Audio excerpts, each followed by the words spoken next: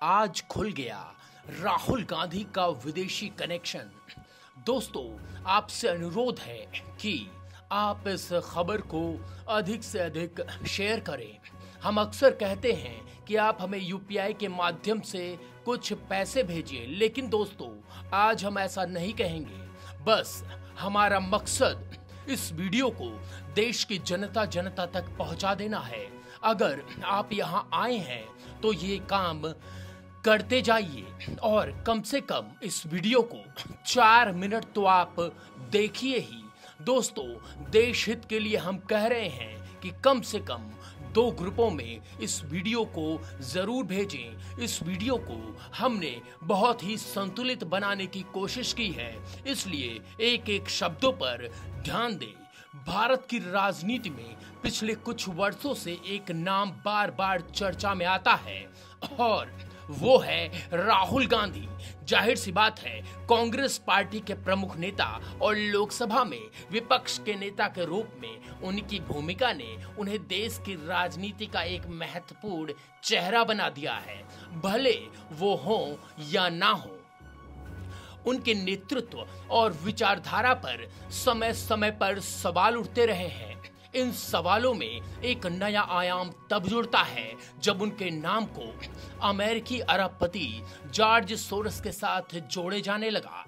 Bharatiya Janata party और उसके समर्थकों का दावा है कि राहुल गांधी और जॉर्ज सोरस के बीच एक गहरा संबंध है, जिसका उद्देश्य भारत को अस्थिर करना और देश विरोधी एजेंडा चलाना है।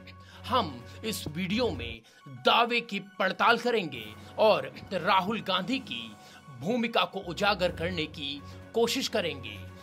जॉर्ज सोरस एक हंगरी में जन्मे अमेरिकी निवेशक, परोपकारी और राजनीतिक कार्यकर्ता है। उसकी पहचान उसके ओपन सोसाइटी फाउंडेशन OSF के कारण है, जिसके माध्यम से वह विश्व भर में लोकतंत्र, मानवाधिकार और उदारवादी मूल्यों को बढ़ावा देने का दावा करता है। हालांकि कई देशों की सरकारें और दक्षिणपंथी समूह उसे एक खतरनाक शख्सियत मानते हैं। उसका आरोप हम आपको बताएं कि दरअसल लोगों का आरोप है कि सोरस अपने धन और प्रभाव का इस्तेमाल करके सरकारों को अस्थिर करने, आर्थिक संकट पैदा करने और अपने निजी हितों को साधने के लिए करता है। भारत में भी उसके खिलाफ यह आरोप लगाया जाता है कि वह देश के खिलाफ एक सुनियोजित साजिश का हिस्सा बना हुआ है। भारतीय जनता पार्टी नेताओं और उनके समर्थकों ने कई मौके पर दावा किया है कि राहुल गांधी जॉर्ज सोरस के इशारे पर काम करता है। इस दावे का आधार कुछ घटनाएं और परिस्थितियां हैं जिन्हें संदिग्ध माना जाता है। उदाहरण के लिए बीजेपी प्रवक्ता संबित पात्रा ने दिसंबर 2024 में एक प्रेस कॉन्फ्रेंस में कहा था कि Soros organised crime and corruption reporting project और राहुल गांधी एक त्रिकोणीय गठजोड़ का हिस्सा है जो भारत को कमजोर करने की कोशिश कर रहा है।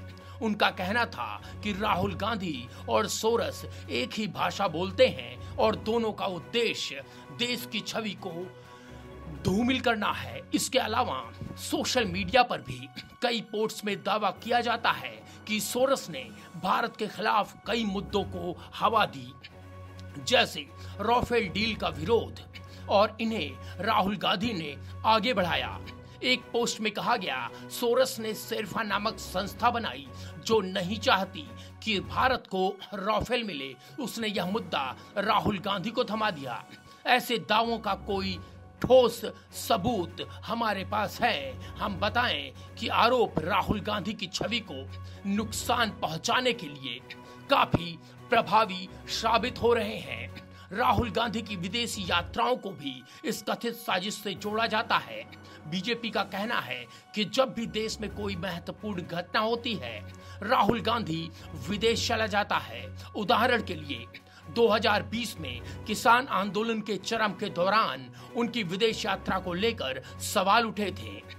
इसी तरह नए साल 2025 की शुरुआत में उसकी विदेश यात्रा को लेकर भी आलोचना हुई। आरोप है कि इन यात्राओं के दौरान वे सोरस और उनके संगठनों से मिलते हैं और देश विरोधी एजेंडा तैयार करते हैं। हालांकि कांग्रेस पार्टी इसे निजी यात्रा बताती रही है, इन आरोपों को बेबुनियाद कहती रही है।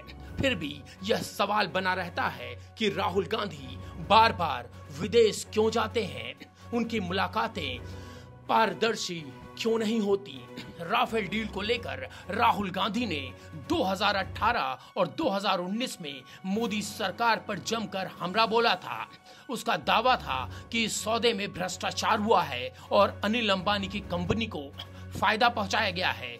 बीजेपी का कहना है कि यह मुद्दा सोरस की ओर से उठाया गया था, जिसे राहुल गांधी ने अपनी राजनीतिक हित के लिए इस्तेमाल किया, और दावा किया जाता है कि सोरस की संस्था शेरपा ने फ्रांस में इस डील के खिलाफ शिकायत दर्ज की थी और राहुल गांधी ने इसे भारत में हवा दी। हालांकि हम आपको बताएं कि सुप्रीम कोर्ट ने भी राफेल सौदे में किसी अनियमितता से इनकार किया था, लेकिन राहुल बार बार जॉर्ज सोरेस के इस एजेंडे को भारत में लहरा रहे हैं। तो अब सवाल उठता है कि क्या राहुल गांधी ने जानबूझकर एक विदेशी एजेंडे को बढ़ावा दिया। हाल ही में अडानी समूह पर अमेरिका में रिश्वत के आरोप लगे, जिसे राहुल गांधी ने संसद और सार्वजनिक मंचों पर उठाया। बीजेपी का कहना है कि यह मुद्दा भी सोरस के प्रभाव का नतीजा है। उनका आरोप है कि सोरस ने अपने धन से ओसीसीआरपी को फंडिंग दी, जिसने अदानी समूह के खिलाफ रिपोर्ट प्रकाशित की, और राहुल गांधी ने इसे भारत में भुनाने की कोशिश की।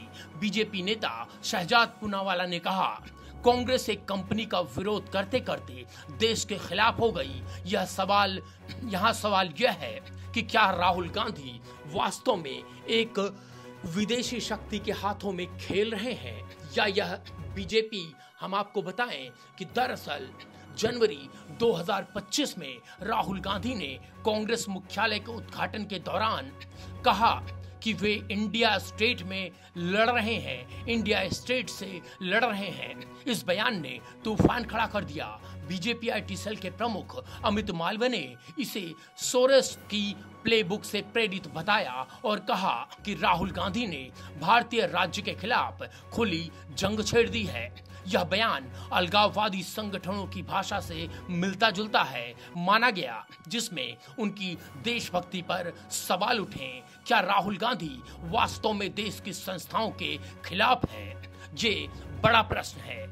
सोरस का ओपन सोसाइटी फाउंडेशन दुनिया भर में सक्रिय है और कई देशों में सरकारों के खिलाफ आंदोलन को समर्थन देने का आरोप लगा है। भारत में भी उनकी गतिविधियों पर नजर रखी जाती है। सरकार ने OSF से जुड़े कुछ संगठनों पर प्रतिबंध भी लगाया है। बीजेपी का दावा है कि सोरस भारत में अस्थिरता फैलाना चाहता है और राहुल गांधी उनका मोहरा है। दूसरी ओर कांग्रेस का कहना है कि यह एक राजनीतिक साजिश है। हम आपको बता दें कि राहुल गांधी की राजनीतिक यात्रा में कई बार उनकी विश्वसनीयता पर सवाल उठे हैं। उनकी विदेशी नीति पर अस्पष्टता, बार बार विदेशी यात्राएं और विवादास्पद बयान उनकी छवि को कमजोर करते हैं। अगर वे वास्तव में सोरस के प्रभाव में हैं, तो यह भारत के लिए एक गंभीर खतरा हो सकता है। लेकिन अगर यह सिर्फ, हम आपको बता दें कि आप कमेंट्स बॉक्स में बताएं कि आप इसके बारे में क्या कहना चाहते हैं। हम अगर निष्कर्ष की तरफ बढ़ें तो राहुल गांधी और जॉर्ज सोरस के बीच देश विरोधी एजेंडा एक जटिल और विवादास्पद मुद्दा है। बीजेपी के दावों में कुछ परिस्थितियां संयोग दिखते हैं, लेकिन हम आपको बता दें कि राहुल गांधी इन आरोपों पर भी स्पष्ट जवाब नहीं देते हैं। तो इससे क्या समझा जाए, जो संदेह को बढ़ावा ही देता है। यह साफ है कि उनकी कुछ हरकतें, चाहे वह विदेशी यात्राएं हों या विवादित बयान, उनकी देशभक्ति पर सवाल उठाती है। लेकिन क्या वे वास्तव में देश विरोधी हैं? यह एक जो है आपको क्लियर करना है। दोस्तों, आप कमेंट्स बॉक्स में बताएं। हम बहुत ज़्यादा नहीं बोल सकते हैं। हमें बहुत ज़्यादा बोलने पर भारतीय मीडिया के जो रूल हैं उसके खिलाफ कहीं ना कहीं जाना पड़ जाएगा। लेकिन आप तो जनता है, आप बोल सकते हैं। हम आपको बता दें कि जो भी हम सवाल पूछ रहे हैं इसका जवाब शायद समय ही देगा। तब तक यह बहस भारतीय राजनीति को गरमाए रखेगी। दोस्तों, कमेंट्स बॉक्स में राय जरूर दें और इस वीडियो को अधिक से अधिक शेयर करें। आप हमें पैसे ना दें, हमने ऊपर भले लिख रखा है कि आप हमें 10 रुपए मदद करें, आप नहीं करें, लेकिन दोस्तों इस वीडियो को शेयर करें, अधिक से अधिक शेयर करें। वीडियो एडिटर श्वेता के साथ Saurabh Mishra, only news 24x7 team, Delhi.